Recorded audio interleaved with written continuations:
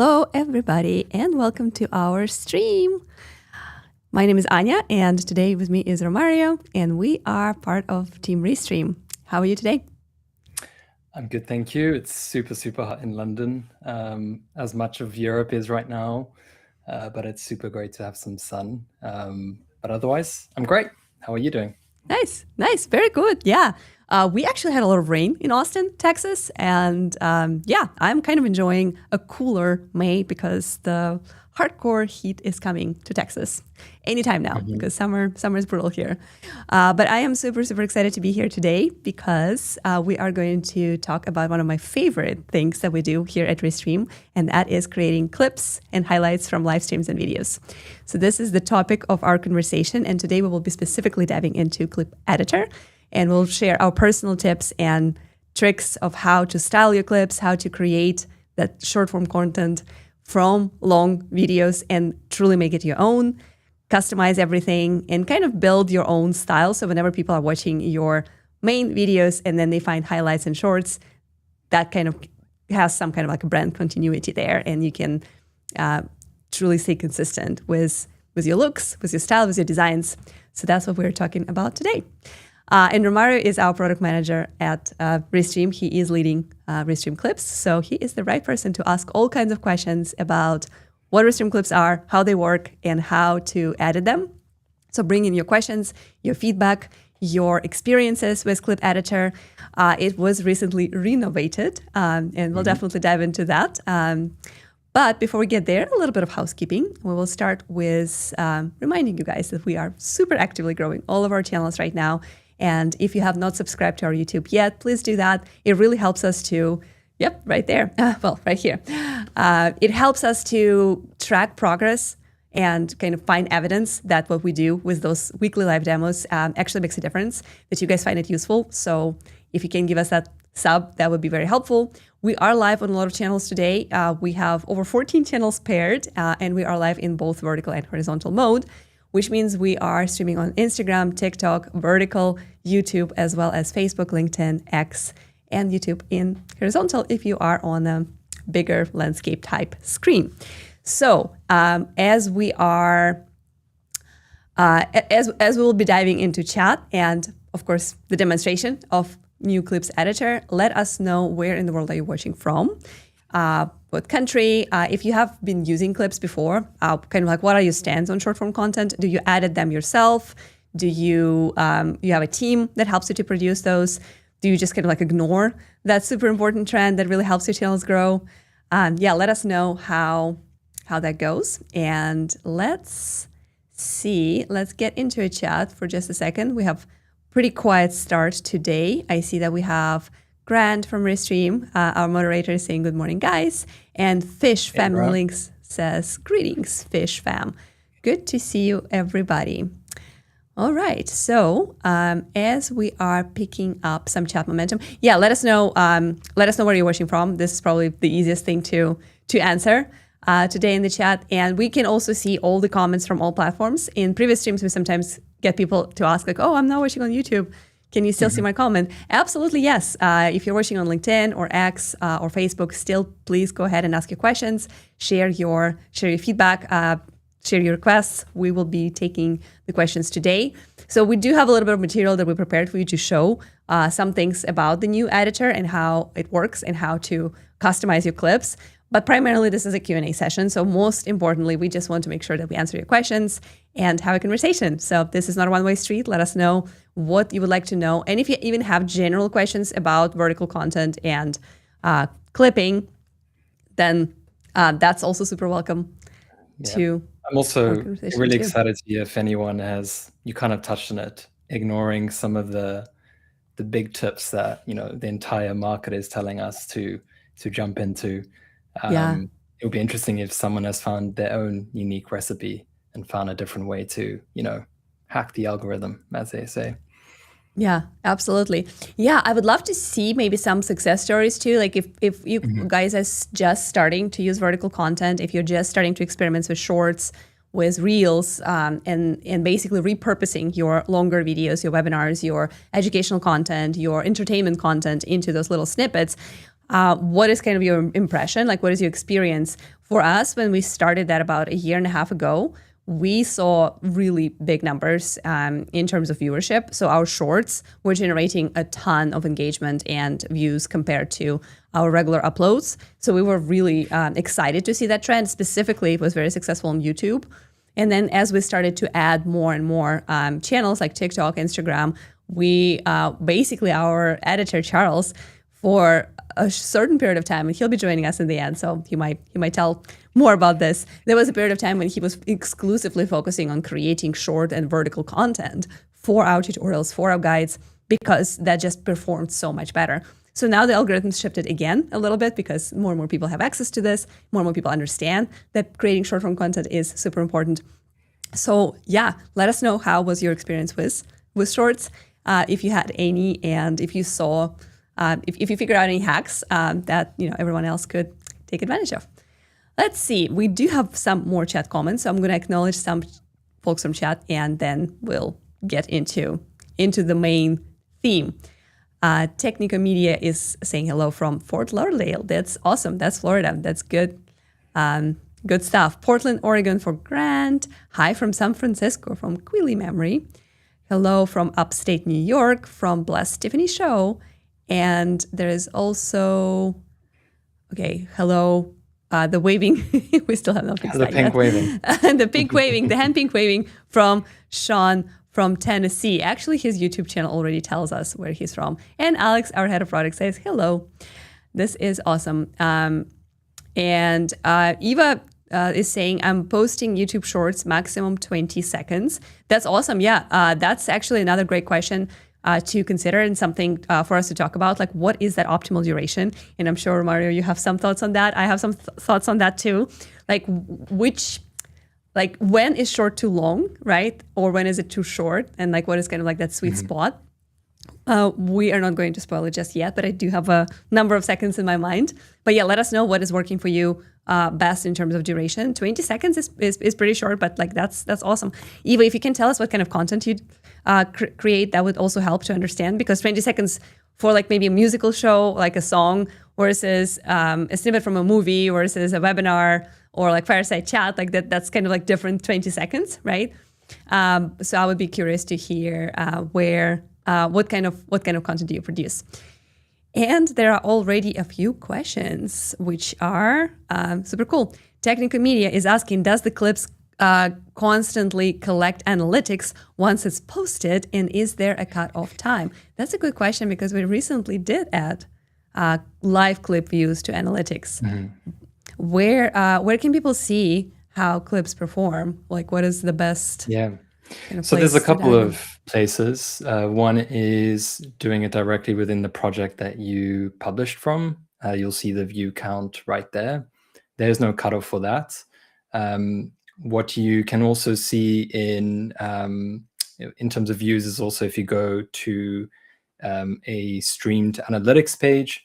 So obviously, if you've created a stream and automatically generated clips from that stream, you'll also be able to see the views in that. And we recently shipped that, I think, probably a week or so ago. So we are really kind of putting all of your most important insights right in kind of one central area, so people can understand like what's really driving their viewership, whether that's the stream or it's kind of the post-production. So to answer your question, like right now, there's no cutoff time. We pull what is the latest number of views from that end platform. But the deeper and deeper we go into like building additional insights, whether that's like comments, etc., that will be like on a per platform basis. But right now, views, there's no cutoff time. You're always seeing the latest amount of views. Love it. That is super cool. There are a few more questions already, so we are going to focus on them first before we show you some more material, because this is a Q&A and this is live. So let's take advantage of it and make sure we actually talk to folks. Question from Tiffany is, brand new to Restream, are the clips automatically created and then sent to our multi-stream channels?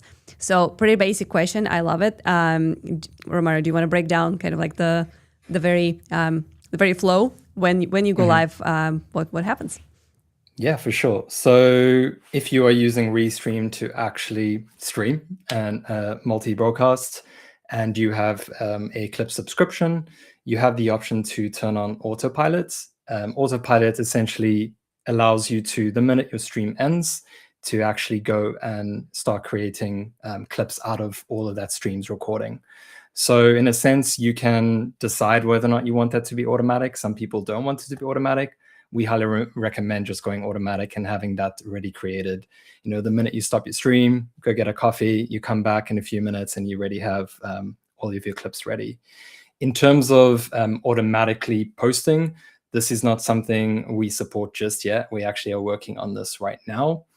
And kind of another layer to it is the concept of live clipping. So if it's very important for you to kind of draw viewership back to your current stream that you're in, or potentially you want to share like incredibly like in the moment content with your audience, maybe news or sports, live clipping essentially allows you to, while you're streaming, we actually already are generating those clips, and we are going to be releasing auto posting very soon, which will automatically allow those clips to just go out to your audience without you lifting a finger.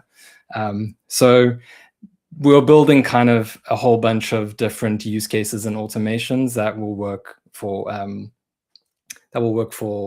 all types of scenarios and kind of use cases that suit you specifically as a producer or creator. And just to give you a quick look, I'm just going to share my screen real quick with analytics, because for those people who are new to Restream and completely new to analytics, just very quickly, this is basically, well, we can even start at home, right? Like this is my Restream, and this is my clip. my Restream home screen, right? From here, obviously we're live here. I have plenty of drafts. If I go to analytics and I select the stream where, and that's us, where I know that I produce clips from, right? Like some of this, like this was actually pre-recorded, but this one, why West streams are not actually live, I can click on this, and then in our analytics per stream, we now have a whole dedicated clips views section, right? So you can actually see the clips that we posted, and it gives me the overview of total views for clips, and it gives me the breakdown per platforms. In this scenario, we currently do not have the API to collect views from X, but we're also working on that. And you can also view project from here. It's pretty cool because it just kind of like directs you into the clips. And oh my God, we're going to be spilling some secrets here with the timeline. Spoke the beans. But oh well, I'm going to stop sharing real quick here. And yeah, but that is basically how you can find those analytics for the clips that you posted while you were live. Great question here. How does AI basically enumerate the segment to determine virality? Like how do we think about virality scores, and like what is our kind of go-to, like what makes a clip a 9 out of 10 according to our For system? sure. So virality score is not directly an answer to the likelihood you're going to go completely viral, right, and get 1 million views. It's really about how likely is that content going to engage with an end audience. So what we look at is the transcript. We understand kind of the sentiment within that specific section. We then kind of look at like all in all, like what is that actually in terms of like, are there any hooks in there? Is there any kind of interesting use cases mentioned? Like what would make this really attractive to an end watcher, right, or an end viewer? And that's just basically done on a simple model and looks at kind of content outside of Restream. So it's less about like this specific clip is going to go viral with millions of views. It's more about how actually engaging is this piece of content in isolation. Yeah, absolutely. And again, our AI model primarily works with language. So important reminder that if your streams do not have a lot of conversation and a lot of speech in it, it's going to be very difficult for us to determine its virality, because if they're nonverbal, we go off the text and like how engaging the content is based on the words, like the spoken language. So that is going to significantly change how accurate the scoring is. So just keep that in mind if you're podcasting, if you're doing demos, if you're doing interviews, conversation, featuring customers, announcing things, talking about news, doing sports commentary, like all of that stuff is going to perform really well. And those scores are probably going to be pretty accurate. If you're doing something that is, I remember very early on, like that's a cool anecdote. I remember very early on, I was reviewing a lot of clips and I noticed that a lot of musicians actually use Restream clipping because that's a great use case. If you're making your own music or if you're playing in a band, you basically create a little snippet of your performance and then that becomes kind of like your top of the funnel. And then you invite people to check out your channel and learn more about your music, eventually land them hopefully on Spotify or places where they can purchase and donate for your art. So it's like a very nice flow. However, when it comes to clips, the clip is trying to figure out like what part of the song is the most viral, right? So it's going to pick a certain like lyrics that it feels like is going to be the most kind of like, so it doesn't really necessarily understand like the tune, like the musical part of that, like which part is just like it just picks the lines. There's like, okay, so this is a cool line. So like that becomes a clip. So keep that in mind that depending on the type of content, the score accuracy can vary. But if you are primarily talking on camera, then you should be good to go. You're good. And Eva is saying kittens mostly, and that's the answer to the question of what kind of content. So kittens don't talk, so the virality score is probably not going to be very accurate. But fortunately, kittens virality score is like always 10 out of 10. So that is my personal. You cannot go wrong with a vertical clip of a kitten. Vertical clips rock. That is true. And hey from Gleep. Hi there. Good to see you. And we have folks checking in from Memphis, Tennessee. Good stuff. Speaking of music, right?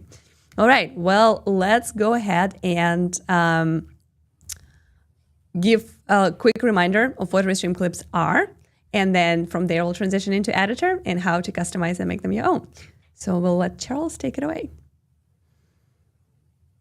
Who has time to manually edit and post 30 shorts a week? Everyone needs Restream clips. Just upload a video and it automatically finds the best moments, auto frames them, adds captions, and if you want, B-roll. And if you go live with Restream, your clips can be ready before the stream even ends. Then, instead of logging into 5 different apps to post, when you are happy and you're ready to publish, choose your platforms, make individual title and description changes that you'd like, and publish to TikTok, Reels, Shorts, LinkedIn, X, and more, all at the same time. Stop wasting hours editing and uploading. Give Restream clips a go.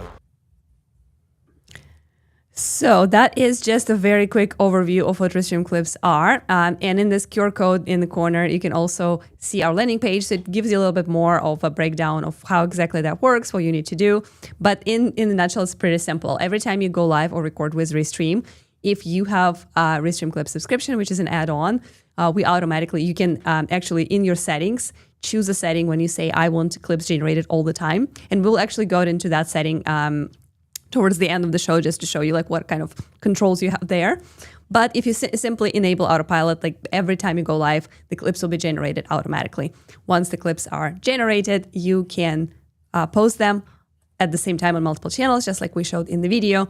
And if you want to work a little bit on them and tune them and customize and brand them a little bit, you will need to use our powerful editor. And this is the core topic of our conversation today. So the editor did change a little bit. We gave it a little bit of a makeover. We feel like it became a little bit more intuitive and a little more clean in terms of interface. But yeah, what would you say are the major improvements and kind of like value adds of the new editor versus the OG? Yeah, for sure. I think the core is definitely just the user experience has completely shifted. I think the word we're probably missing here is just powerful. I think we in the past had the concept of style presets, which was the only way you could actually define like your essence and your brand essence. And I think this new version of the editor has really leveled up on like what is brand essence, and it goes beyond just basically your font. We really have taken up a notch in terms of all these different features. So we can go through it one by one, but I think like at a high level, We now have the concept of selecting which kind of frames you like and kind of setting that to your style. We also have the concept of a new focus mode, which allows you to define whether or not you want to see two speakers or not. And I think the other great thing is just the fact that we've made it more robust in terms of what kind of content you can add on, right? So the goal of Restream Clips is obviously to create the content for you, and this is really supposed to get you to like 98% of the way, and the 2% is for you to come here and finesse a little bit. So this is all about finessing, and we're excited to go through each one of these features with you today. Yeah, I actually wanted to add to, you made a very good point that primarily Restream Clips are designed in such a way that you should not even know the editor exists, right? Yeah. As funny as it is that today we want to really dive into editor and styling, this is for people who are very particular about their brand. A lot of times that would be appropriate for companies and marketing teams, and again, teams that have kind of like a lot at stake when they absolutely have certain guardrails, certain things that the expectations of branding, colors, styles, and things like that. For the overwhelming majority of creators, clips, as they come automatically, are going to do the job, right? So most of you might not even use the editor. But those of you who really want to take that extra step, you will be surprised how intuitive and user-friendly the editor is. My personal experience in editing is extremely minimal. I would say my go-to editing software is iMovies on Mac. Like it's a great piece of software. When I need to edit out like some family stuff or like things for my friends, because I'm also that go-to friend when people are like, hey, I'm working on my video resume, like I need help. Like it usually comes to me. But that is kind of like the extent of my skills, right? Like I'm not a professional editor. I will be very lost in Premiere or Final Cut. And even with my skill level, the clip editor is extremely easy to use. So since the very beginning, even the older version of it, it was very easy because it focuses on just very core pain points that your clips might have. And we're going to go through each and every one of them in the next 30 minutes. But that ease of use, I really want to drill this in because a lot of people get intimidated by the idea of editing and repurposing content, and they believe that they have to hire a professional. With Restream Clips, and that comes with this powerful editor, your skill set being at minimal is actually good. You will actually enjoy the editor more because if you are a professional editor, you might start looking for certain things that you're used to that are way more complicated. The editor that we have is much more simplified. And we actually do have our professional editor, Charles, who you see here, kind of smiling, slightly smirking at us from this little screenshot. He will be joining in and kind of giving his perspective of how professional editor, when he joins in and works with the Clips editor, like what are some kind of like interesting things and nuances that he notices. But as a person who has very limited, if any, editing skills, I would say that was a breeze for me to figure out. So definitely good thing. So based on our observations, and Romario, feel free to correct me if I'm wrong, the most common thing that people battle with, or I guess like not necessarily battle, but one of the things that people find more difficult is framing, right? Like, so depending on how many people you have in your video, in your conversation, depending where they are positions, and that was intended pun to make this little flip because I'm used to looking at you here. So framing people in your vertical clip when you have a show with 2 speakers, maybe 4 speakers, is probably the most kind of complicated thing for AI to figure out, as well as for the creator to kind of like find that sweet spot of what works for them. So what are your thoughts on framing? Like how does it get achieved automatically? How good did we get in framing automatically? And spoiler, we got a lot better since we started. And then the next thing is sometimes clips do still come framed not exactly as you want, and we will show you a few ways how to combat that. But how do you feel about framing improving in general for in the automated version? Yeah, for sure. I think the biggest improvement we've made that it really kind of sets the baseline for additional reframing is the concept of who are we focusing on. In the past, we always had the concept of we would just basically, whichever face we had, if there was a face, you would be framed in, right? And that works for some people, and for others, they don't really like that. So we essentially created a focus mode that allows you to always just focus on an active speaker. So in this case, it will be framing me right now. Even though Anya is nodding, she's not an active speaker. Or we have the concept of everyone, which is I'm speaking and you would actually still like to have Anya's face in the clip and see a reaction. And I think this really is the biggest unlock, because at the end of the day, clip quality comes down to subjective taste and your branding style. I see lots of podcasts that focus on just active speaker and you would only see kind of quick, fast switches. But then you have kind of like a really in-depth emotional podcast where it's actually quite important to see two people kind of interacting, because there are a lot of non-verbal cues and emotions that you can see through having everyone focused on. So I think that has been the biggest unlock for us. And beyond that, that's when the reframing actually feels even more powerful. Like you'll see that the framing that we offer, we can actually maybe switch to that scene and we can have a look. We haven't introduced new framing styles. They're all pretty much the same as before. This one, right? Or yeah. So you'll see that the layouts that we have available here, we already had before, but the concept of focus mode, allowing to switch between active speaker and everyone, really makes reframing so much more powerful. And I think the biggest unlock here now is that you can actually save the layouts and the focus mode as a template, and it will be used automatically for future generations. So once you have a kind of style and reframing and layouts that you really like, we can actually start applying that for all your future generations. So the goal is we want you to use this feature less and less, actually. If you're using a feature manually all the time, we're not doing a good enough job of taking the weight off of you.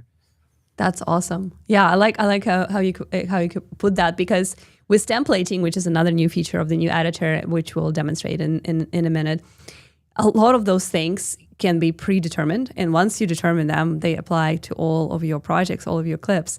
But it is important to make that decision, right? Like I personally like when speakers stagger on top of each other, and you see the emotions and the reactions.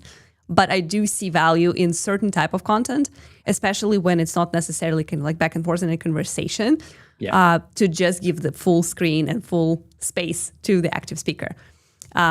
Or if you're interviewing speakers that are kind of like VIPs or like celebrities, right? Like you definitely want to give them the whole screen. So there are different variations there. And actually it's interesting because we are about to show you how to reframe your clip should you need to. But I do want to call out this one comment here in the chat from Tiffany. She says, yes, framing, since I have a friend, we banter and laugh while we talk. So we want both of us there. So that is exactly the example when your decision and like your preset should be show two speakers at the same time, so you can capture those reactions. While somebody else the kittens show might be like, you know what, we just want to show one kitten at a time. That's all people need. One at a time.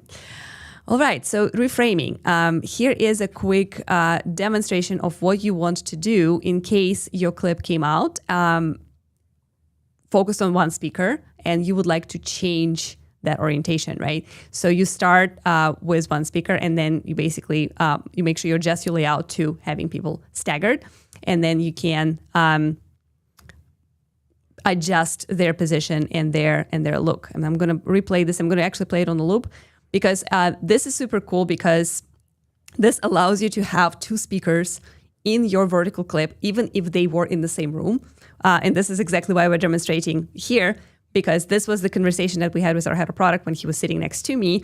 And normally when you have two people like Romario and I today joining from different cameras, right? Like it's more common for AI to naturally just kind of like put us together because we're two different sources. But when you are together in the same room, clips tend to kind of focus on one person, right? Because they're just like, okay, we don't know we don't know where this people are going to move, where they're going to go, so we're just going to stick with one face.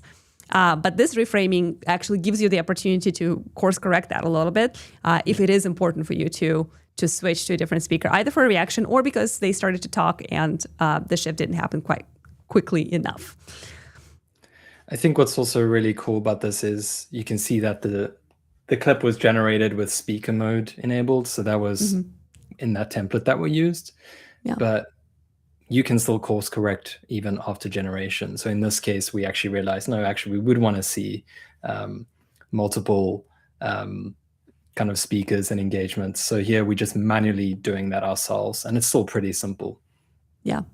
And how clean it looks, even though we're in the same room. Like, it just gives you this very easy, intuitive kind of square. Let me get to this place. Here we go. As it zoomed, I'm just going to pause it. So you basically have this little frame, and then you can move it however you want. So it's like very visually and intuitive for anyone who, like, you don't have to like think about it too much, right? Like, you just basically move the square, and then you look at the preview, and once you like what you see, that becomes your clip. Then you it saves automatically, and then you download it or multi-post once you're satisfied. Good stuff. The next thing that Editor is covering is the layout. So here, actually, this is a nice segue from reframing of who appears in the focus to how exactly are they positioned, because there are multiple different layouts. And in this little clip, we're going to show you what your options look like, right? So I'm going to actually... we'll play it. So in this specific clip, where we have two people talking and we have some kind of media, right? In this case, it's a quote from a customer. And we're trying to figure out, like, how do we want to feature it? Do we want to give it the whole space with a little bit of blur? Do we want to show it on top? Or maybe we simply change the layout to just like two speakers. But then you can actually change even like the number of slots, right? Like, so here, the transition goes from two people or two sources staggered upon each other into the space where you can have actually kind of like a three-way, right? And let me see if we can, maybe we can get like a better screenshot of just layouts. Maybe our co-producer will get us a little image that just shows what layouts are available, because it's actually pretty interesting. It's kind of very tiny right now, but we'll zoom it in just a second, hopefully. There are how many are there? Like, it's like 9 layouts, right? Like 9 different variations of how you can position sources. Is that right, Roman? Yeah, I think it's 8 or 9. I can't remember the exact number, but yeah, we have majority of the time, I think the split one is the most useful, but there are cases where, gaming, another different layout will make more sense. Like, a bubble is quite an interesting one. I think for us, we like to keep it quite simple. We always are engaging just 2 people. There are obviously cases where we do a screen share, and in that case, having kind of the split layout with a actual media makes the most sense. In some scenarios, like if you have active speaker as the focus mode, and you actually do have a couple people guess in your actual stream, and you add a media. Oh, well, this is very meta, actually. I know. I was hoping it would be from a different show, but that's okay. That works. No, it's awesome, because as you can see, it was done literally live. This is the Godspeed of our co-producers. They're just like, oh, okay, we'll just do it with you. Thanks, Charles. Good one. But yeah, those are basically like they're very intuitive, and they kind of like show you sort of kind of like how the screen will be shared. Yeah. We definitely favor the equal dual speaker or the single speaker. I personally think that those are the two like best layouts. But if you do have 4 speakers, so obviously here this option is grayed out because we just don't have 4 people, so we cannot feature 4. But if you do have 4 speakers, you can position them as a little I guess like chess pieces. Or if you have media, then the one in top left bottom makes the most sense. Where media would become kind of the focal point, and these speakers would be kind of secondary to that. Yes, and that's kind of exactly what we achieved here eventually, because when see like that is basically the layout, like how it comes out. If you have a media like a quote or a presentation, or you're sharing a screen, maybe you're playing a video, doing a demonstration, coding, like that is a really cool way to show exactly what you're referencing, and then you have two speakers under. A lot of times people added horizontal streams into that loop because it provides a lot of context. It's just like it shows you immediately what you're talking about. But with Restream Clips, you can you can basically preset it this way, and you can do it. You can reframe it pretty easily. Nice. So those are your layouts, and please keep bringing your questions in the chat. We would love to break down if you have any favorite layouts, if you have layouts that you would like to see that are not listed here, and maybe what are the use case for those layouts. I do think it covers most of the cases. So for people who have a lot of speakers, let's say not 4 but 8, what is kind of like your recommendation? Like how would you think about featuring a big panel in the short vertical clip?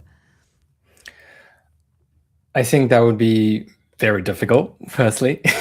Yeah. I think what will likely happen if you do want to actually see everyone, my assumption is that the model will not be able to fit everyone in, because obviously the max amount that we allow is 4 at the moment. But if you want to do it quite cleverly, is you could potentially split a scene in half and just reframe and move those actual frames to those other people if you want to give them kind of equal viewership.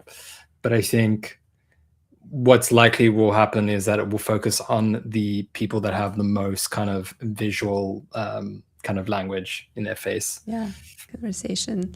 Yeah. It's very rare, in my opinion, for a panel to have 8 people talking at the same time. If that's happening in your show, that's sort it out. Sort it out. That's true. For the most part, you will have maybe 2 people kind of interacting, right? And maybe a few people who have some interesting emotional reactions or just interesting backgrounds or something that's cool. Even when you have 8 people, I think you're exactly right. Like you'd be better off kind of rotating between either split screen or even, honestly, with 8 people panel, I would go for just focusing on one speaker and just switching them as they become more active, or as they react, or as they actually say or add on to the conversation, versus trying to fit in 4 and then like switch the 4. That's kind of like gives us a Zoom level webinar taste and touch. And I'm personally not a fan of that. So I would go for like bigger focus on one speaker, maximum 2. So that would be my solution.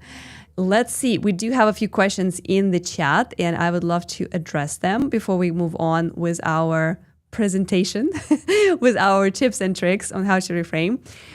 So one question is actually about duration, which we don't have like a lot of material on. What should, how long should I make it? 20, 30, and 40, minutes, seconds, I think. I think we're thinking in seconds when it comes to clips.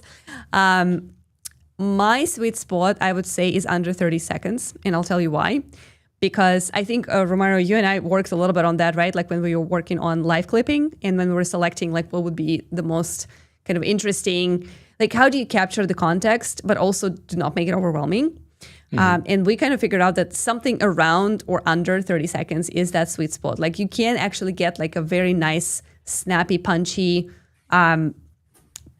highlight of the conversation within that time frame. And it is it's such an easy ask from a viewer to commit 30 seconds to watch something. And especially if it's under, let's say you achieved with streaming, which we'll show in just a second, you achieved like a 29 or 25 second thing, right? And that segment will always look so appealing because like everyone has 20 seconds. Even in this crazy world when everything is just like running like crazy and is on steroid, like everyone has 20 seconds. So to me, it is psychologically very, very inviting. It also gives you the opportunity to really think about like what is the core point, right? Like what is the most punchy and concise way to say what you want to say. And like, so that's my personal preference, between 20 and 30 seconds, never more than 30. What are you thinking on that? I agree. I think again, it's also dependent on the kind of creator you are and like what kind of content you're creating. There's probably a world where long form content, we call it, just over 20 seconds, it's already long form, is also appealing, but I think it really depends on what it is. So what could be interesting is like a very emotional story, or watching a cooking video. I think it's quite dependent on that. But I'd say that the longer your clip is, the more important the hook becomes, right? Because you really need to nail those first few seconds to know, is this person, like, is it worth me investing my time into this long form 30-second clip? So I think that's it. If you want to produce something that is a bit more long form and tells like a really long story, I think again the first few seconds become ever more important than if it was just flat out 20 seconds. Hook is definitely the key for whatever you do with short form content. So it's basically hook, then the core, and then the payoff, right? Like how do you grab the attention, and you have up to 3 seconds to influence the decision of continuing to watch it or keep scrolling or drop. And then if the person did get hooked, then the golden rule is that at the end, you should give them some kind of a payoff, right? Like they should feel satisfied.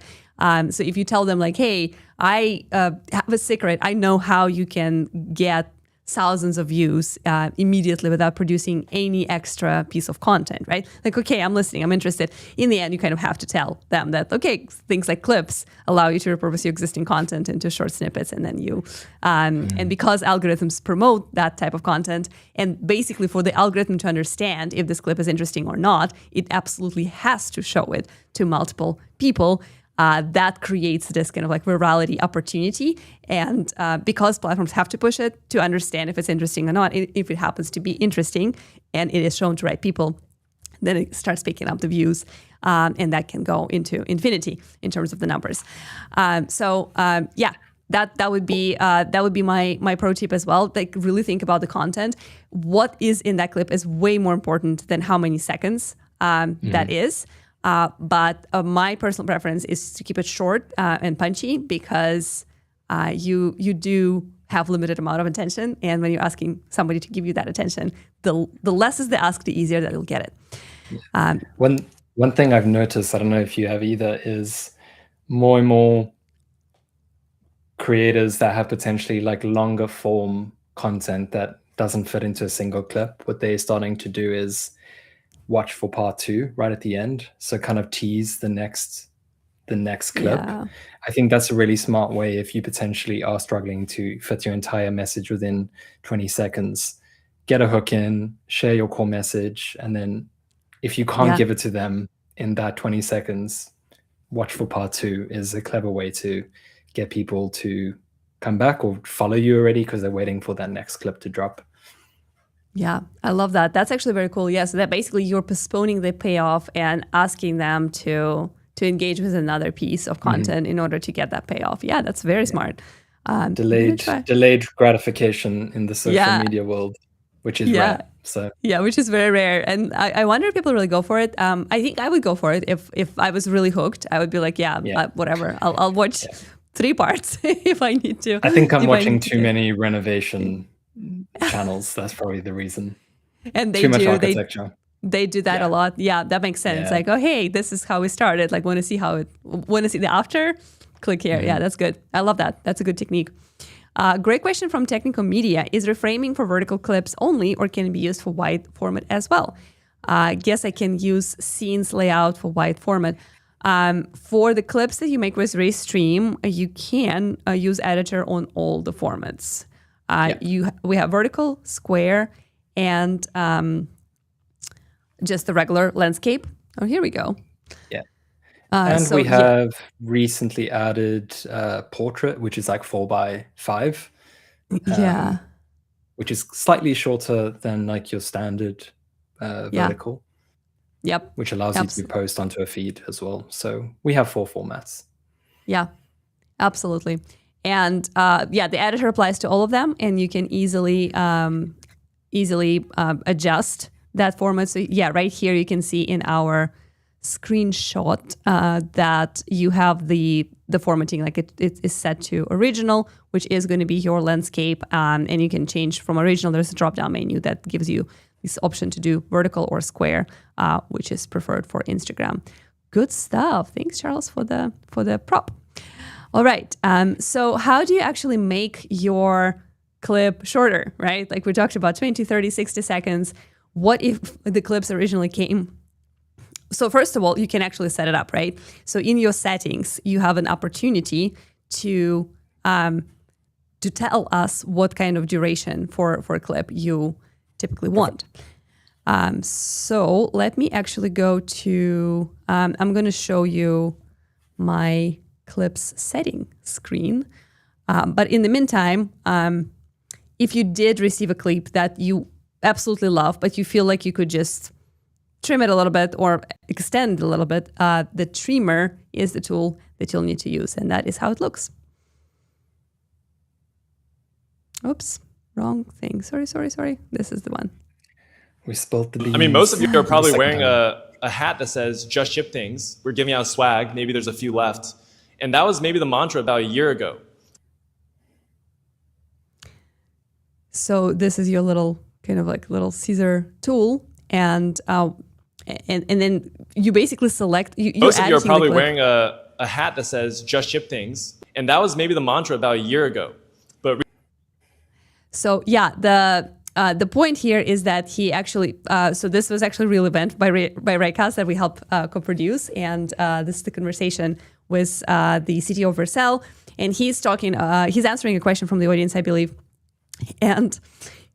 He like does this little plug about the swag, which is perfectly awesome for the in-person event. But when they're clipping it, they just want to cut to the core point, right? Like, and basically, the trimmer allows you to remove any filler words or any kind of getting off the point with like a simple motion of that scissors tool.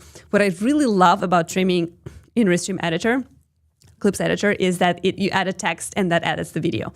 You have an option to edit your timeline as well. And if you are a proficient, advanced user of editing tools like Premiere, you're probably pretty used to editing on the timeline. But people like me are not used to that. Like for me, it's very difficult to figure out like where on the timeline the specific sentence ends. So editing text gives you this like extra layer of simplicity where you can accomplish changing exactly, and you can just focus on the messaging. Okay, so this is a filler word. This is the part that I'm not necessarily super interested in keeping, and then you simply just cut it. So yeah, that's how the trimmer works. I'm actually going to mute it and just play it one more time, just so you can see like how the flow goes. But yeah, you want to add something? Yeah, I think another handy trick here is that, like Anya mentioned, if you're a video producer, you're pretty used to going on a timeline and going like second by second or split second. Whereas having kind of the transcript and being able to trim based on transcript is super, super useful. If you maybe can't play sound, you're in maybe a location where you don't have headphones. But I think on top of that, you might already know some of the context. Like in this case, we don't want to mention swag. You can actually just use the search in the top right and look for words that you already are aware of that are in that video, and you can find that information much faster. So I think being able to trim via transcript is not only more powerful than timeline because it's just easier to scan words, but also it's faster to find the thing you want to trim out with search. Yes, and I promised to show you how to show the settings. And I'm just going to go ahead and share my screen because I think it's easier to actually walk you through that in a more dynamic way. So this is so weird. Why every time we get the screen share, we get this interesting layout, extra interesting. All right, so here is your settings. How do you get there is you start in your dashboard, and then you click on clips, and then from clips you click on clips settings. So I can actually go through the whole process, right? So this is your dashboard that you're familiar with. You click clips, and then from this little gear icon, you get into this space. And this is where you can set up your autopilot. So that basically tells us that every time you go live, you want to produce clips automatically. And every recording or live show will end with a good set of clips that are ready for you to post right after you're done. If you want to post clips while you are still live, which is what we're doing today, by the way, we did post a couple of batches already on YouTube, X, and LinkedIn. So if you're watching on one of those platforms, you can look at Restream page or Restream channel, and you will find those short clips that are from the video that we are still hosting, which is super exciting. So that's live clipping. If you enable that, then you start getting the clips as you are as you're hosting. But those are some other languages. So we have you can set up your language. You can choose how many clips do you want per generation, right? Per show, and this is your setting for the amount of seconds, right? So let me zoom it in a little bit so you can see it a little better. So you can create clips up to 2-3 minutes. Like this, in my opinion, is extra long. But for some type of content, that might actually work, like cooking shows or some of those renovations. Ours is set for under 30 seconds because that's kind of my preference. I like to have it short and snappy. But those are the options that you have. And again, with Trimmer, it's very easy for you to come back and actually, adjust a little bit. So if you need a few extra seconds or a few less, that's very easy to do. Good stuff. Two other things I want to talk about. Of course, templating. We'll come back to this in a second. But there's also a super important part of any vertical content, and that's captions. A lot of times when we think about clips, even like when we want to visualize them, we imagine a vertical video and running captions, like writing text, right? Kind of like comic style. So the customization of captions is probably one thing that can truly reflect your brand, your style, your design, your taste. And with new Clips editor, you do have a few options of how you can express your captions. So let's take a look. So basically in your captions, you can, let me see what's going on here. So of course you can edit your captions live in real time, which is really cool. So for example, if something got misspelled, certain words, you can actually change them. You can invest, like oops, to promote this type of. I've got a little extra audio. So you can change the. I believe we do have so you can translate captions. That's another super cool opportunity to reach other audiences. So for example, if you are if you have certain regions where your streams are popular, actually for us, it would probably make sense to do captions, to create clips with English and with Spanish captions, because I know we have a lot of creators in South America and Spanish speakers, probably Portuguese speakers as well. So creating those captions in their language is kind of like a nice little gesture. It's way less difficult than dubbing, but it does give people context, and it allows you to unlock these other regions and these other opportunities. So that's basically where we showed how you can translate your captions into many, many languages for your clips. But there are also other customizations. Romero, do you want to talk about a few other things that you can customize when it comes to captioning? Yeah, for sure. I think just in this view right now, you also have the ability to set like different emojis on that actual caption line. So this is another option you have with your templating settings, is to define whether or not you want emojis. Again, stylistic choice, subjective, but you get to choose between a different, there's like 3 different libraries of emojis. I think beyond that, like the core thing is the actual style of the caption. We've mostly brought over everything we had before in terms of the number of fonts, the color choices, but the things that we've really expanded on is actually the different animations that are used to kind of introduce those captions as they come in line. I think all in all, like this has been probably the most robust so far.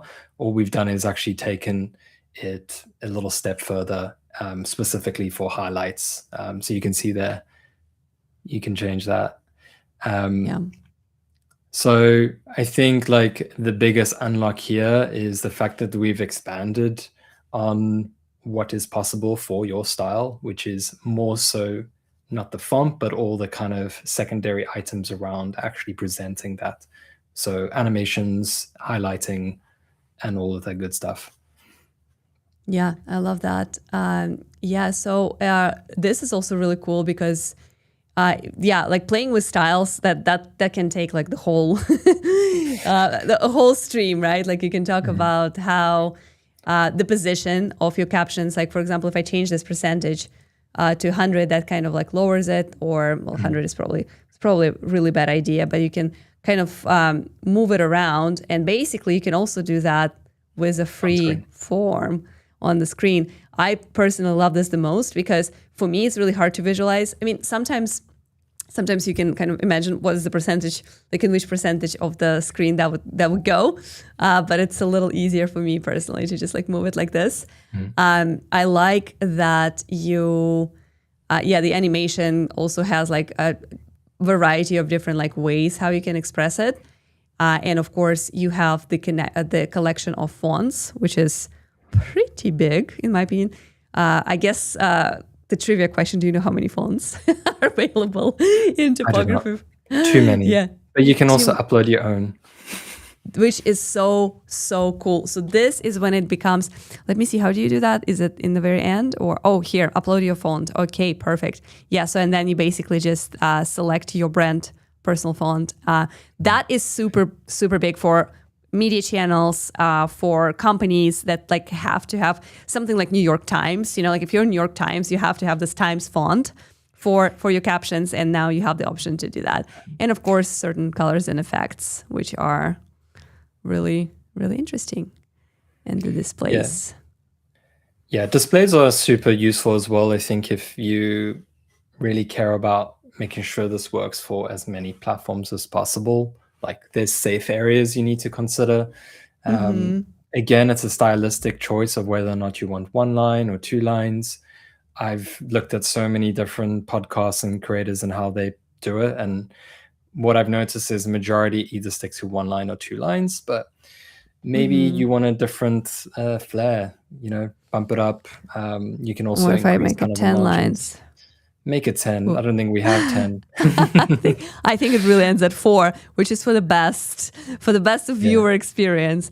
But yeah, I do think like you can actually see how 1 line is literally much. I think it looks cleaner, right? I prefer 1 line generally. Yeah. I think another thing I'd like to add here is this is a lot to set up, and maybe many people don't have the time or the patience, or actually just don't have maybe the eye for it. So I really suggest like starting with presets. So we have that tab there right next to style where you can select something, and the minute you grab that, you can go back into style and kind of finesse it as to how you prefer it. So really presets are a fast way to get started and then make it your own. This is so cool. Yeah. So it gives you kind of a jump start.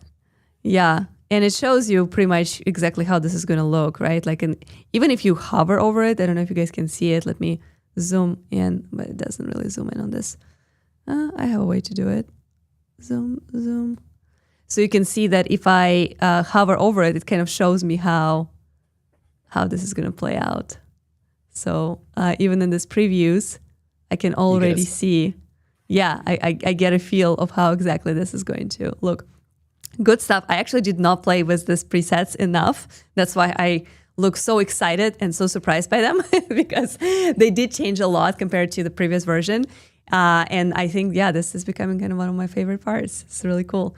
Let us know if you use this already, and if you have a favorite preset. It's always good to hear what works. And that's a nice little a little segue to templating. Like this is one of the biggest probably changes compared to our previous version, where we did not have the opportunity for you to template, and especially to we had like presets, right? But they were not necessarily as robust and as powerful as templates. So let's get to it. Like what can you do with templates? So templates cover, as Anis said, way more than what we had before. Previously, you could just save essential caption styles. But beyond that, we didn't really give you the ability to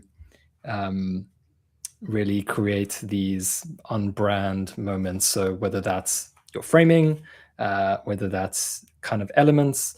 So I think all in all, like templates now cover the actual layouts and speaker mode you prefer, which I said is like a really big unlock to just making it faster for you to get your content out.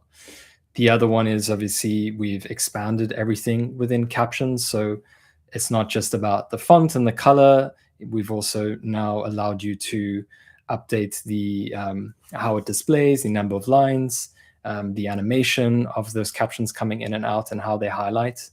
And then another one that we also added is the ability to upload a logo and set a position, and you can now also have that as part of your template. So templates now more and more is going to kind of cover as many bases as possible from like your style. Outside of that, like within clip settings, you can obviously set how many clips you want and the duration. But when it comes down to the actual like the creative direction of your clips, it's really expanded from just this is a caption style to really these are the captions, these are the layouts, and these are all the elements that I want to have within a kind of reproducible way. Nice. Yeah, I really think this is so helpful because it's such a time saver. If once for people who are just exploring and experimenting, it might be interesting to try different things and kind of add a little bit of diversity in how their clips are showing up. But once you determine what works and what looks good, it's just so helpful to have that little drop-down menu and just be like, okay, apply this to all clips. I want this style, and I don't have to worry about it. Huge time saver, very efficient, and and that's basically how you find those. So you create that template, you name it like a co-host, and then under that drop-down menu, you can kind of transition between them, and that immediately applies all the changes, all the preferences, all the stylistic choices to the clips in that project, I believe, right? It's not just this specific clip, it's going to be everything. It will only be in this specific clip. That's something that we are looking at to do for the entire project. But right now it's on a kind of clip basis. Clip to clip basis. So but in settings, if you Yes. if you preset some of those things in settings, that will apply to the whole project, to the whole stream. Okay. Exactly. Cool. For any future projects, if you've defined a new template, those future projects will have those stylistic preferences. And then eventually in our settings, we hope to bring in the option to select that template, right? Like when you're setting up. So for example, the thing that I showed earlier where you have, I want 30-second clips. I want to make sure they're vertical. I want to make sure that they are in English language. I want captions to be like this. So like all those things hopefully will be preset for the upcoming stream. Yeah, so we've got a couple things already exposed there. So you can select any existing template in our clip settings. You can start manipulating certain things. So potentially you've realized your template, you don't actually want emojis anymore. You can do that without actually opening the editor and updating the template. Over time, we're going to be introducing more and more of the like editor experience into template making outside of the editor. Our goal is to make that as seamless as possible. Right now, we can't visually show you in settings when you're manipulating. We kind of need the editor experience to show you the outcomes of the things you're tweaking. Once we have that, then we essentially will have total control in clip settings to define kind of your style. Awesome. Love that. Let's take a few questions. We do have a few comments in the chat. I'm going to take a few right now, and then it's going to be teaser time that we already spilled and a wrap. So if you still have any questions about Restream clips, live clipping, clipping after the show, or our clips editor, the powerful editor that lets you make your clips your own, create your own style and design for your vertical content, now is the time to drop those questions in the chat. All right. We have a question about, let me get my little pinned questions, about the hook. Can I reuse my hook and then add a new secondary topic? For example, from highlighting my near-death experience, and then basically the question is, can I use the same hook if I did figure out something very powerful and then add a different kind of payoff to that? I'm trying to think. That's why I'm kind of like getting a little slow here, because I'm trying to think how you could potentially achieve that with editor.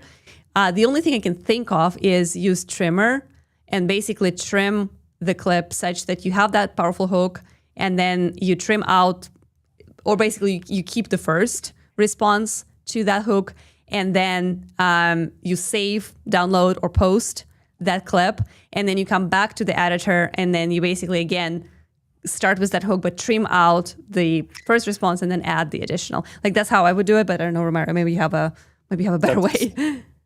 That's one way to do it. The other way to do it is to actually upload it as a media. So once you have your hook, download it, and then within a editor session, so if you open up a different clip, you can actually add video, add a media to it, whether that's audio, text, or video, or image. Video. We are for that. So I think that's one way to achieve it. In future, we are looking at allowing you to upload kind of an intro. I think for that, it's usually, I would say, because it's a template, it's more kind of thinking long-term. That's always going to be your intro. This feels like kind of more of a short-term. There's a couple, simple cycles or clip generations that you'd use the specific hook. You could use it that way and then just continuously update your intro hook to achieve that. But yeah, at the moment, like Anya mentioned, one way is to trim. The other way is just download the hook and just upload it into the editor. Yeah, absolutely. And the follow-up question, are hooks not reused? I do think that you can reuse the hook. If you found a really good one, I wouldn't reuse it like indefinitely, but if it is applicable to a few shorts, TikToks and Reels, and it feels really strong, and you also see the evidence that it works, absolutely reuse it. That is done a lot in advertising. When you create ads, a lot of times you basically use one hook and then you kind of add different ways to kind of like respond to it in order to explain your product. So a lot of ad creative and variations actually feature the same hook and then like different visuals, different messaging, because of course ads is a lot of testing. So it is not uncommon to in social media, in video production content, to reuse the same hook. I would just say it does have a lifetime, right? Like, so eventually it will stop being hooky if you use it at every single opening of every single short.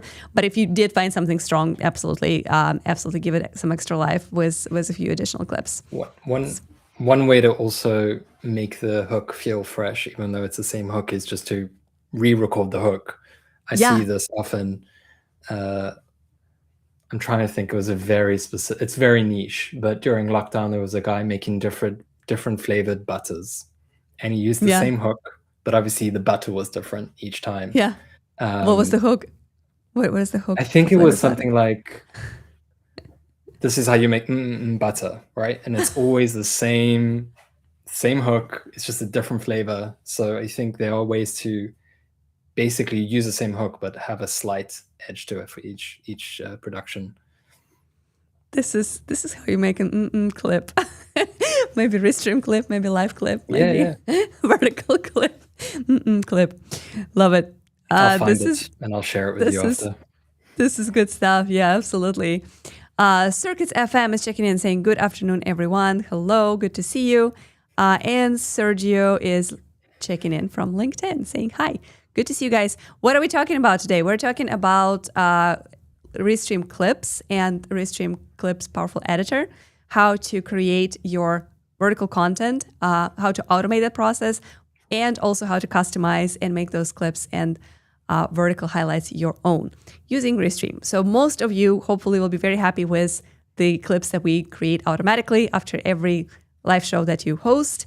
But if you really want to tune it a little bit and add some flair, customize captions, maybe translate them into different languages, add certain colors, reframe speakers, redo layouts, and trim the clips and the content that we selected, the Restream clip editor is the place to do all of that. Easy peasy.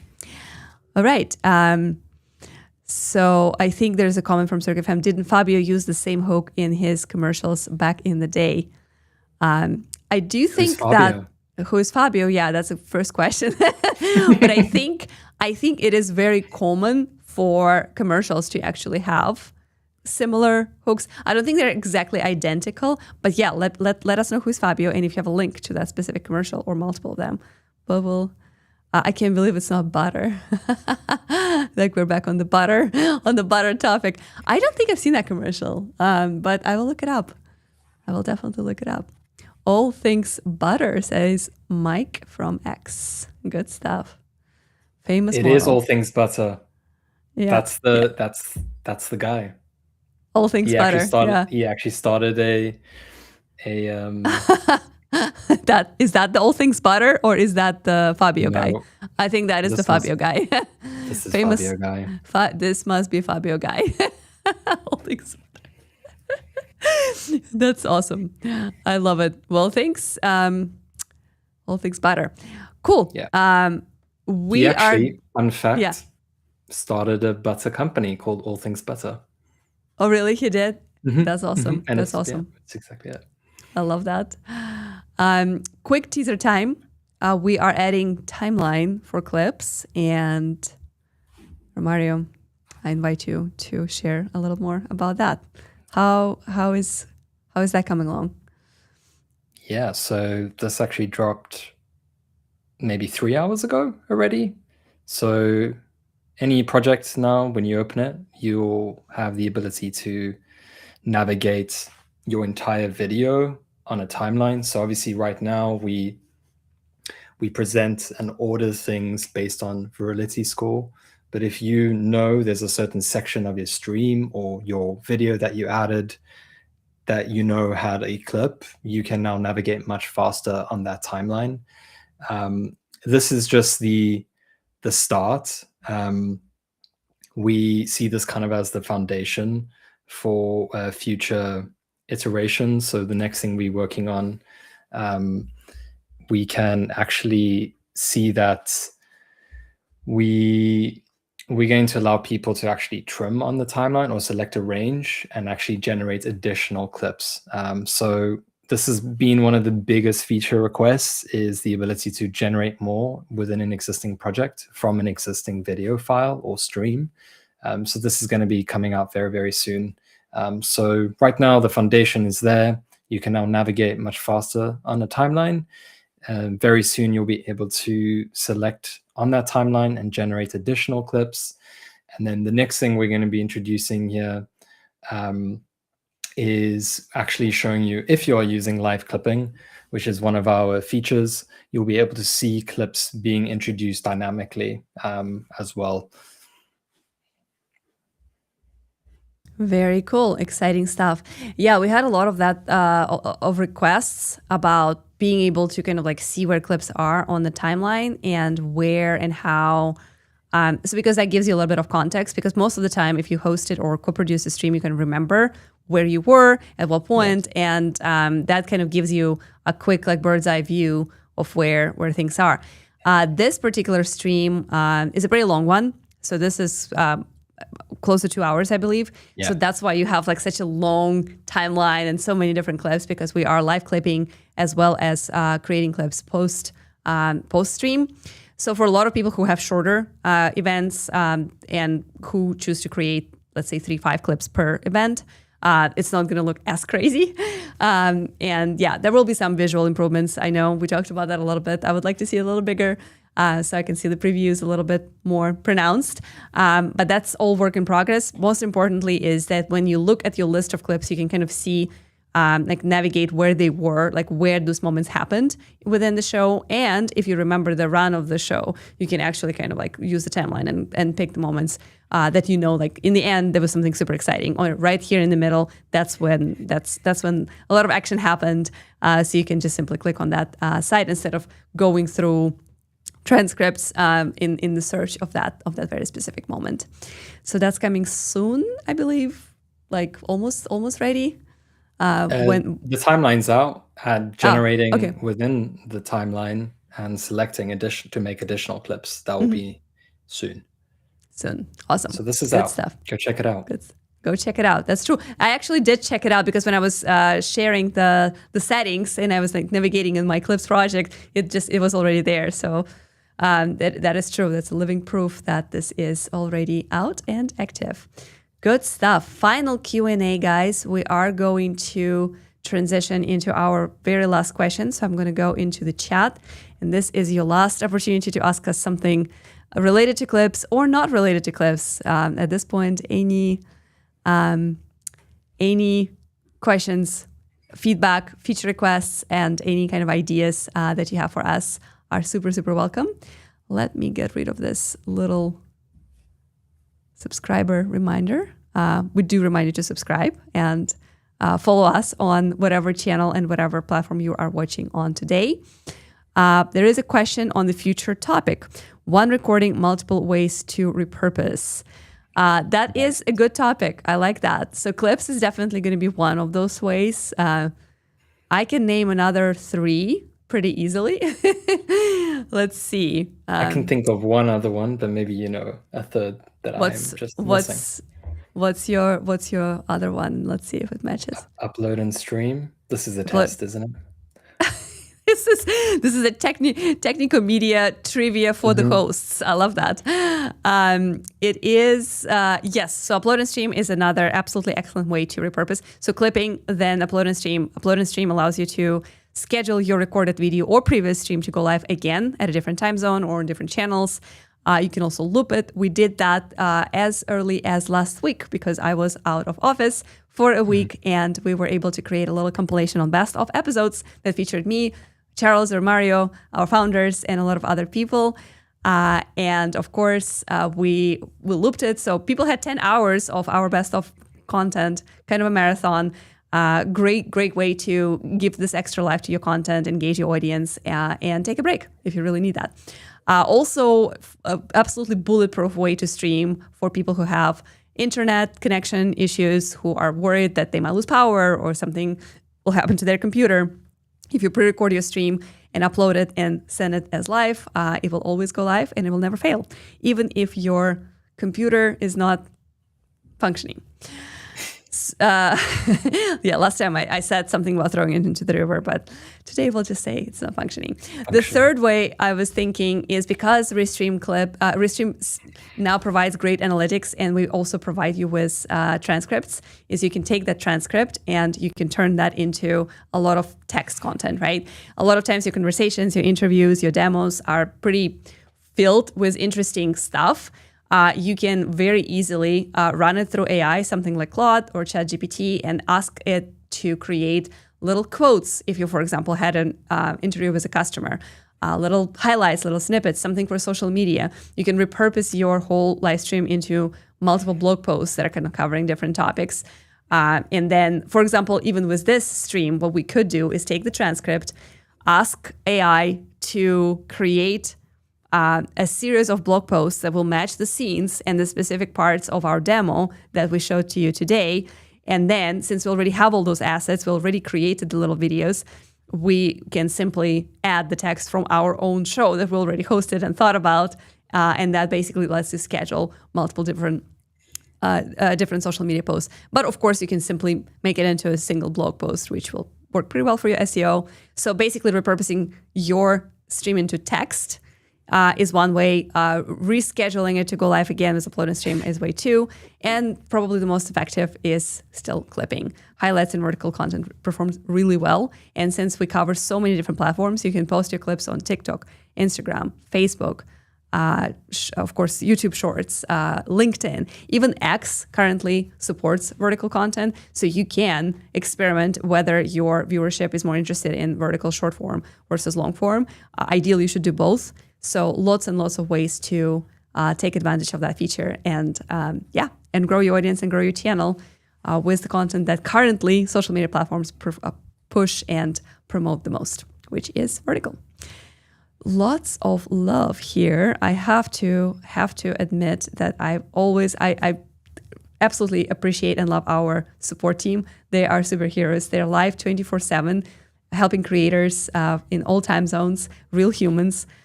So every time I see some love for Restream support, I want to say thank you.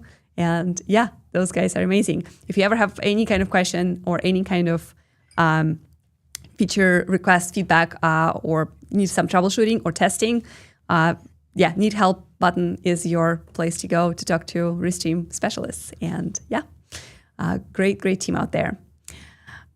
Thank you very much. Great job. Awesome info. Thank you so much, Tiffany, for great and insightful questions. It was really, really good to see you in the chat. And hopefully we were able to cover some of your some of your hesitations and questions that you had. Hopefully you'll be trying Clips very soon. Question from Technical Media. I love how we're about to wrap up. Just take a few last questions in the chat. And the chat is like, oh, love it. No, guys, keep going. Keep doing this. We will stay for as long as you guys have questions. Off topic, will there be a virtual camera output for those hybrid scenarios? What you can already do is using Restream scenes, you can create multiple different scenes, and you can upload pretty large videos, pretty long, like 30 minutes to 1 hour, depending on the plan that you have. And basically, you can auto-switch scenes with video in Restream Studio. So like how I would approach this if the I was tasked with this today, is I would create a stream and then create a countdown, then add videos, make sure I selected auto-switch. So after one video is done playing, it transitions automatically to another. And then towards the end of it, and I'm assuming that's what you're trying to do, to show some maybe past interviews or demos, and then in the end you want to show up and actually do the live Q&A or something like this. Then the last scene is actually your camera, and that's when you pop up and start hosting. It's not going to be entirely automated, so you do have to have your laptop open while all of that stuff is playing. But it allows you to play all those videos and then appear to your audience for the interactive part. Option 2 is to create a playlist. In that case, you won't be able to be there within the same live show interactively. But what you can do is you can schedule that playlist, play all those videos completely automatically. That's when your laptop can be thrown into the river. And then start a different show, fish the laptop out of the river, open it up, and then start a different event, start a different event when you can, and basically make it very clear in the playlist that, hey, this is the demos, watch them, and then click this link. That's when I'm going to show up and be live for your questions. So depending on what's more important, to keep the same URL, but kind of like hover over your computer and make sure it doesn't go to sleep, or it's more important to be hands off for a couple of hours when you have the pre-recorded content, and then have the freedom to show up whenever you're ready. So those would be the two kind of like ways how I would approach that. Hopefully that helps, Technical Medium. There is another one here. Yep, I lost power during Midwest thunderstorm, and the stream stayed up until my stream was back up and running. Didn't miss a bit. That's awesome. Yeah, I'm not sure if that was uploaded on stream or it was our Disconnect Protect, which is another great feature that we have. But either way, Restream keeps you online, even if the thunderstorm hits. So that's really good to hear. Thank you for sharing that story. Love that. So let's see. What else do we have here? Can you moderate and answer your own questions live by coming to your own pre-recorded content while it streams? You can. Here's what you can do, is you can pre-record your stream, and you can, if you use Restream playlists, you can actually then jump into chat, type up your questions, and then you can get into Restream Studio and highlight the questions that you typed for yourself on top of the video. I know it sounds a little complicated, and definitely feel free to reach out to our support. They can walk you through this in a little bit more detail. But generally, the flow works like this. You create a playlist. Even if the playlist is from one video, it's perfectly fine. And then basically that starts a studio stream that plays that video.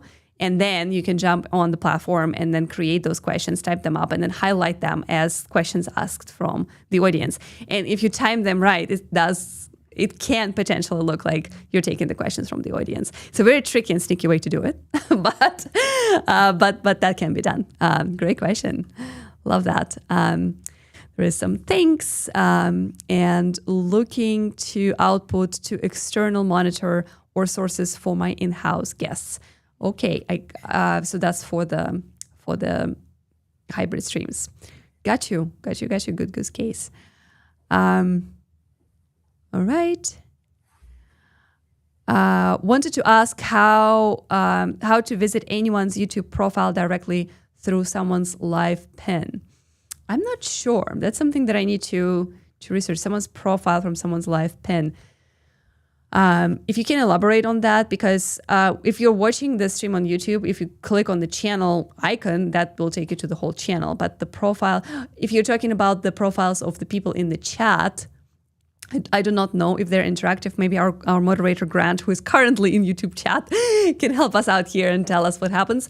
I do believe that you cannot click on people and their names and just get redirected, but you can search for that same name, and then you can find that creator or that YouTube profile afterwards. I do think that's done for privacy purposes by YouTube.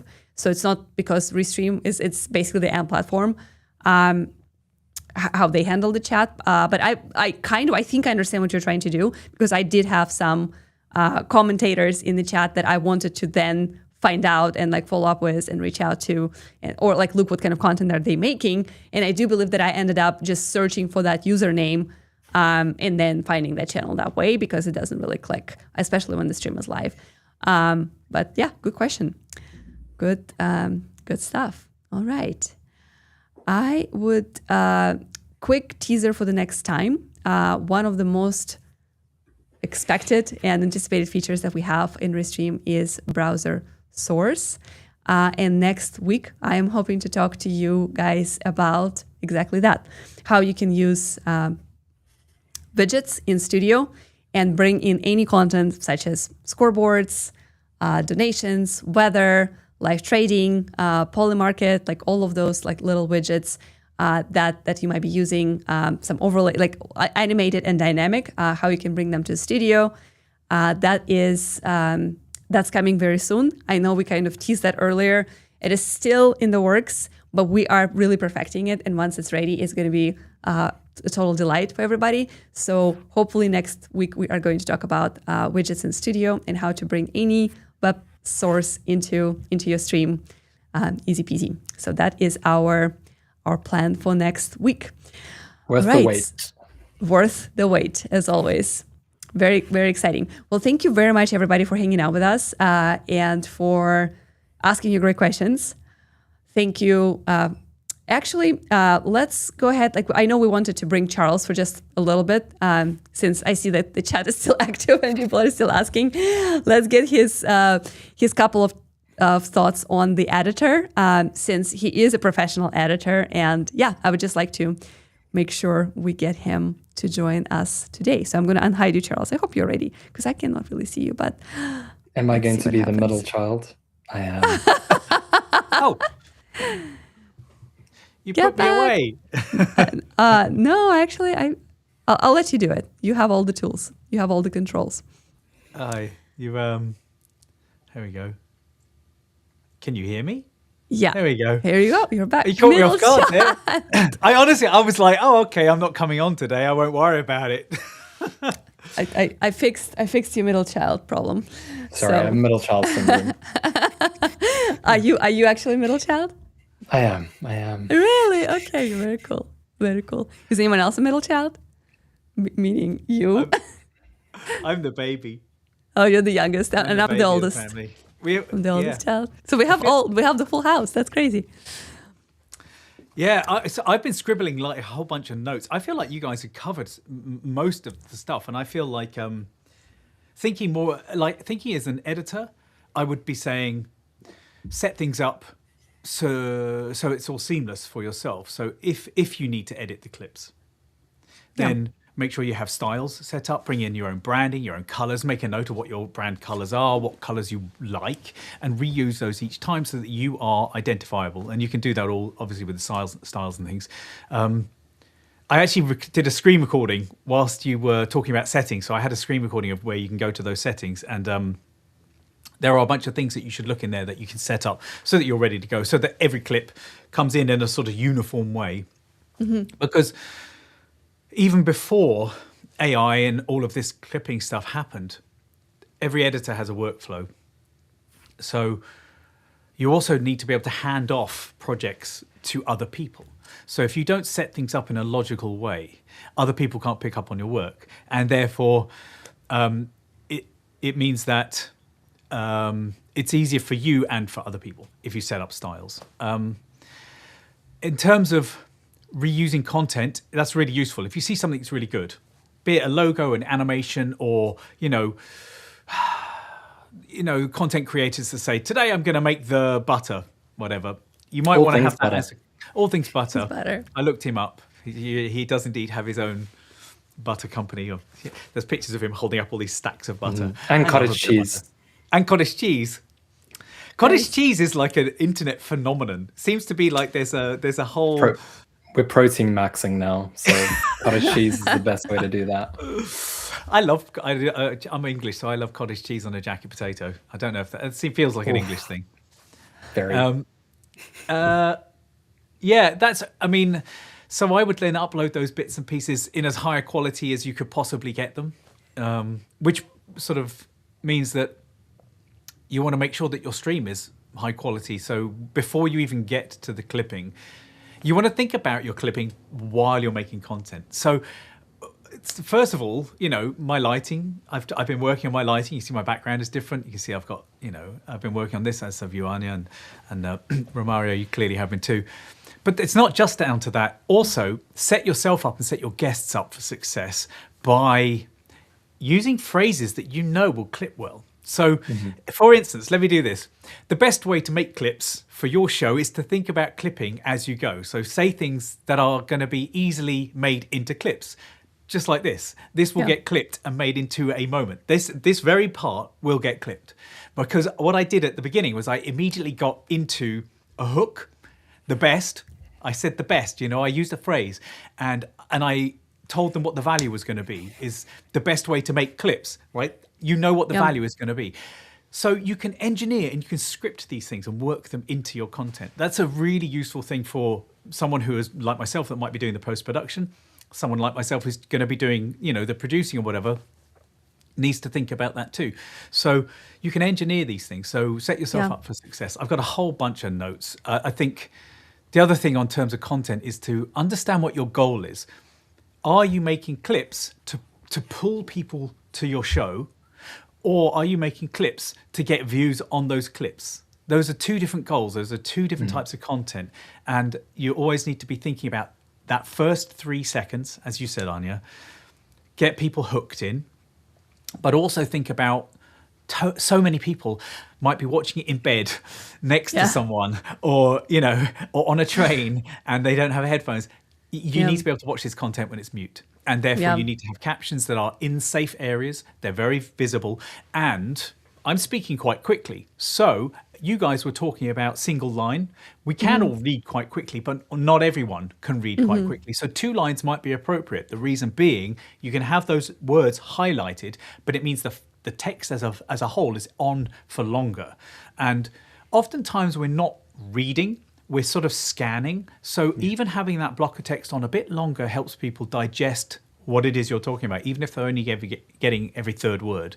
So that's something to think about. Another thing to think about is your poster frame right at the beginning, because whenever I'm uploading videos to YouTube, shorts specifically, YouTube chooses really weird, for me, it chooses very weird frames. And so I put at the beginning, literally like a poster frame that I've designed, and then I can go into the app and I can select that as my poster frame. And I don't have to start scrubbing through and finding the right moment.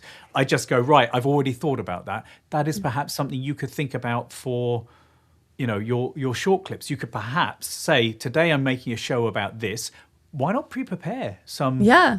And then you can upload those as assets. Which, comes back to the assets uploading. Like Romario was saying that you can actually, you can pre-upload your hook as a video, but you can also pre-upload your image that gets like really nice. Gosh, this is my pain with a lot of clips. that those unflattering frames that sometimes do happen.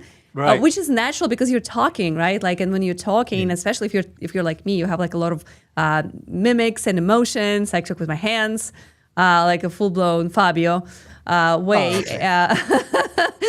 So for me to catch a frame when I don't look insane is not very easy for the poor marketing team and producers and editors. So actually, like doing some stills and then uploading them as first frames is actually a very good pro tip, and that's so good to know that our editor allows to pre-upload some assets into your clips. But and again, you got to set yourself up for success because the editor can only do so much. And now think about framing. Look at how the three of us have all got our eye lines aligned. I'm a little bit higher, so if I move away now, I'm maybe that's an accident. That was not planned. But yeah, we are. So think about how will the editor clip this for me? The more you can do to help it, the more it's going to do to help you. In order to think about a narrative in your what you're making, think about a story. Even in 20 seconds, you can get a narrative in, and sometimes making it slightly discombobulating can cause people to watch again. Like, what was that? Hang on, did I miss something? So you could give the value right up front, but then not necessarily explain it until towards the end. Does that make sense? Like, and it's actually another clever tactic to just almost say it too quickly, or almost say it too kind of in the way that like makes a person watch it again, and then you get this extra watch time. So hacky way to think about it. Absolutely. And then sorry, I know I'm a bit all over the place because I've been writing different notes. I think you also, in order to keep interest, sometimes you need to add edits between people, cut between people, show reactions, because with the very nature of short form content is that it needs to move quite quickly. And so if you've just got someone monologuing, that may not, and even monologuing for 10 seconds may be too long. Try and cut to reactions. If you're going to add B-roll, make it relevant. And if it's not really relevant, it could be that it looks more like slop. So just be careful with how you illustrate things. Try and make it relevant. Sometimes what I'll do is I'll put someone, on the bottom half, and then I'll add something relevant above. And so you've still got that interest in by having that cuts. Yeah. The other thing is the Restream clipping system, like all systems, is evolving. So what's happening, what's working today may get even better tomorrow. So keep testing, keep experimenting, keep coming back, keep using it. And, you'll see that, if you look at how clipping started a year and a half ago, maybe, it was pretty good. Out the gate, it was pretty good. Now it's getting really good. It's getting really good. It's finding the right faces and things like that. And the next stop is great. So that's the destination we're all bound to. They started pretty good. What's up to great? Yeah, let's get it to great. Thank you so much, Charles. This was our senior producer and editor, so he knows his stuff, and a few takes on how editing works and why what to pay attention if you are new and you're just exploring our Clips editor. With that, thank you so much to you guys for co-hosting with me. Thank you. You are awesome. Thank you, Grant, for being our moderator, and thank you, Alexa, who was clipping for us live today. I saw we had a lot of great clips already posted on all of our channels. We were live today on more than 14 different destinations, including our pair channels. You've seen us in vertical and horizontal. And we had lots of great questions today. Thank you for the audience. You are the reason why we show up for this live Q&As. And we will see you next Wednesday with our next live show. Thank you all. See if my hearts work. My hearts work.